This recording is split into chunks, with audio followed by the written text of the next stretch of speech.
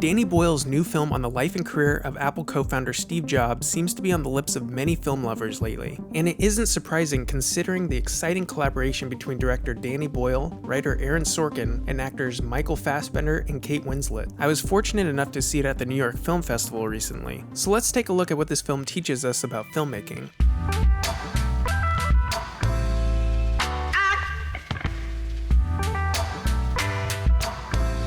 The film was based on Walter Isaacson's book, Steve Jobs, and was adapted for the screen by Aaron Sorkin, who had Apple co-founder Steve Wozniak help make sure the script portrayed the events accurately. In 2014, David Fincher expressed interest in directing the film and wanted Christian Bale for the role of Steve Jobs. It was after Fincher left the project because of contract issues that Danny Boyle signed on. Christian Bale was cast in the lead role but eventually left and was replaced with Michael Fassbender. Production started on January 16, 2015, and was shot in the San Francisco Bay Area, and they even shot at Jobs' childhood home in Los Altos, California. Many of the scenes were shot at the actual locations where the events took place. Another example is De Anza College, where in 1984 the original Macintosh computer was revealed. I'm from the Bay Area, and my dad was actually in the audience in 1998 when the iMac was unveiled. He asked me what Jobs was wearing during that sequence of the movie, and I told him that it was his trademark black turtleneck and jeans. My dad said that he wasn't actually wearing that during the iMac product launch, as you can see in this clip. I was a little confused as to why they would overlook something like that, seeing as a lot of research had been put into making the film, but I found a clip that seems to explain it.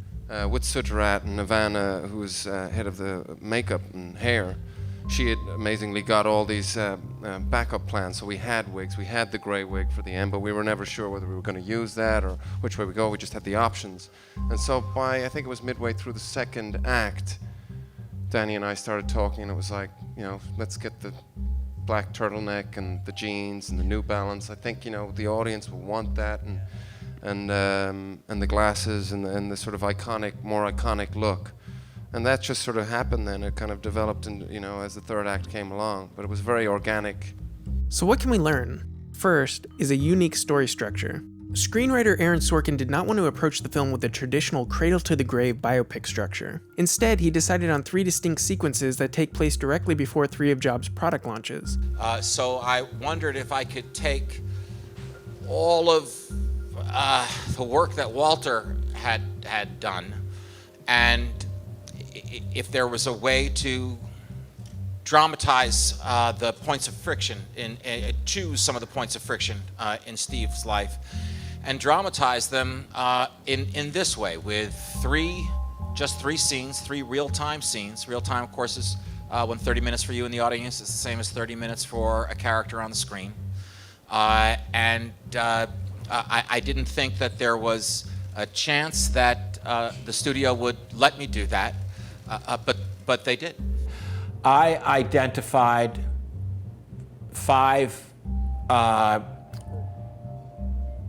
conflicts in Steve's life with other people, and found ways to play them out at these events. So Sorkin had the stage set with these 3 settings and worked the 5 conflicts from Jobs' life into these sequences. I believe the 5 conflicts are Steve and Joanna, Steve and Lisa/Chris-Ann, Steve and Woz, Steve and Scully, and Steve and Andy. And to condense the major conflicts of Jobs' life into these sequences, Sorkin would take the things that he liked from Isaacson's book, details and interesting beats, put them on note cards and stick them to his wall. For example, Sorkin got the idea for the part about finding the right shark picture because Jobs once tasked an employee to find the perfect picture of a birthday cake to use as a slide during a product launch celebrating the 5-year anniversary of a different product. There are things that happen that people say that did not happen at this particular location, but he's taken the dramatic license to take what Walter wrote and what Walter researched for the book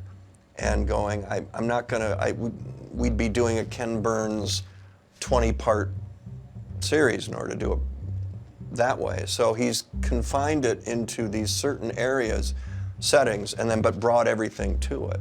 In this way, with a bit of poetic license, we can get a better picture of the man against these energetic and fascinating backdrops. Although picture might not be the best word to use. I think any time you are at the movies and you see the words, "the following is a true story," you should think of it as a painting and not a photograph. that you're going to get an authorial point of view. The structure of the film doesn't begin and end in the screenplay. Actually, Danny Boyle approached each of the 3 sections completely differently. In an article for The Guardian, Boyle was quoted saying, "Like Jobs himself, it's a film of movement. We thought of the film as the sound of his mind." The article goes on to say that the aesthetic of the 3 acts was, says Boyle, carefully delineated as to not feel repetitious. Therefore, the punky first third shows Jobs trying to forge a creationist myth. The second is all about elegance, while the third has even cleaner lines. And simplicity is now seen as the ultimate sophistication, says Boyle. Products and world vision are both headed that way. So as the story progresses, narrative and style become cleaner and simpler, much in the same way that the Apple products did. Each section of it is, each time period is as different as possible, and we actually used 3, one of the big things is we used 3 different formats. We used 16mm for the first act, because it felt like, you know, it was early days, and he's very much thought of himself as the pirate, the rebel then, breaking down, you know, in the 1984 film, breaking down the edifice of IBM, and so the homemade feel of 16mm, which is more and more distant from us now, you know, was, felt really wonderful for that. And then we used 35 for the second act, which is, we always used to say there was like a subterranean river of intention running through it, which nobody could perceive, and Joanna's constantly trying to find out by asking him. That's what is going on, and film's wonderful for that, the illusion, and you go to an opera house like the San Francisco, it's a Beaux Arts, it's beautiful, ornate, and film loves that and soaks it up, you know, and loves an illusion as a story. And then we move to the Alexa in the final part, which is like the brutal HD thing. And it didn't stop there. Daniel Pemberton wrote a score for each section in a different style. Second is rhythm and pacing. All of Aaron Sorkin's screenplays rely heavily on a well-defined rhythm, and this is because they are extremely dialogue-heavy. What he does here is he throws the audience into the middle of a tense situation and has the audience experience it unfold through how the characters deal with that situation. It's a very heightened pressure cooker type atmosphere that is created by the intensity of the writing and the pace at which the story is being told. And it's just very cleverly done, because as an audience member, you feel a part of it, you feel present, you feel that you're backstage with those people, you feel as excited and nervous as they are to walk on that stage and launch this product. I like claustrophobic spaces. I like compressed periods of time where there's a ticking clock. I like things that are behind the scenes, in this case, literally behind the scenes. Making a dialogue-heavy film is really tricky because it sort of pushes against what is cinematic. Film is a visual medium, and it is easy to get lost in dialogue, especially when the dialogue deals with a fair amount of technical jargon that the average filmgoer isn't familiar with. And oftentimes in things that I've written, whether it's A Few Good Men, or I wrote a movie called Malice, or The American President, or Sports Night, or The West Wing, there'll be a quick passage that'll go by, and you know, somebody, the studio, a producer, someone will say, you know, gee, no one's going to know what these two people are talking about. You know, I'll say, it's actually not important that they do. What's important is that the audience say, wow, these guys really know what they're talking about. That's interesting, and that's what I try to do. The trick seems to be that these are quick passages that are peppered throughout. We are introduced to each situation in a relatively simple way. For example, Jobs wants the Macintosh to say hello with text-to-speech software, and it's not working. After that, it doesn't matter what technical jargon is being spoken, because we understand the conflict and the emotion of the scene. It's almost like watching an opera in another language. There's a musicality to Aaron's writing, to all the great writers over the decades, centuries. You go back to Shakespeare, there's a musicality. The good ones, there's a music to it. And once you find the music, the rhythm that Aaron has written in there, it just sings. His scripts just sing. I remember when we did the reading of the script way back during rehearsals before we started shooting, and you heard Michael and Kate and everyone just Seth, everyone just jumping in, and suddenly it was like this orchestra that they were all playing in the same key, but they were all talking at once, and this would come and that would happen, and there were no ad libs. Well, we're all used to a certain degree of improvising or changing things up, or just mixing a few words around to just make them feel a little bit more comfortable or natural to say. But you know, Aaron Sorkin writes it in a way that is natural, does sound as though you're improvising. Of course, such a precise and dialogue-heavy script needs a great deal of rehearsal to work, but Boyle elected to approach rehearsal in a rather unorthodox way. We did this weird thing where we rehearse, but only the only the first bit, and then we sort of run it through. We sort of had little run-throughs where the actors could see the other actors, and then we'd film that bit, and then we stopped, which is the weird bit, but the accountants can't understand about why you would stop once you've entered the tunnel of filming. And we did stop, and then we'd rehearse the second part. So the structure of the film lent itself well to this style of rehearsal, and the actors were able to work on the rhythm of the scenes in a more manageable fashion, with more focus and attention given to each part rather than attempting to keep in mind the precision and rhythm of the scenes further down the road. I mean, Michael and I would try things in rehearsal, and we would know straight away that it wasn't really going to work, but we'd soldier on for the 12 or 13 pages and then look at each other and go, yeah, that was absolute shit, we'll never do that on set. And so it was very necessary to have that process, really, in particular for creating the energy that was required to keep up with the pace and what Aaron had written. Third is creating a protagonist out of an icon. From the beginning, the aim was to get to the essence of the character and more or less cast aside the superficial aspects. You know, that was the first thing that I said to Danny. I was like, well, Christian Bale looks a lot more like Steve Jobs than me. And so he was like, I'm not interested in that. I just want to sort of get the energy and the essence of the man and go with that.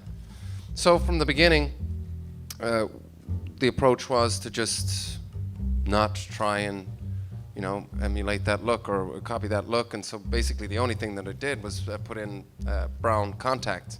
An actor gets a part and they start to explore it because what they find interesting about it internally.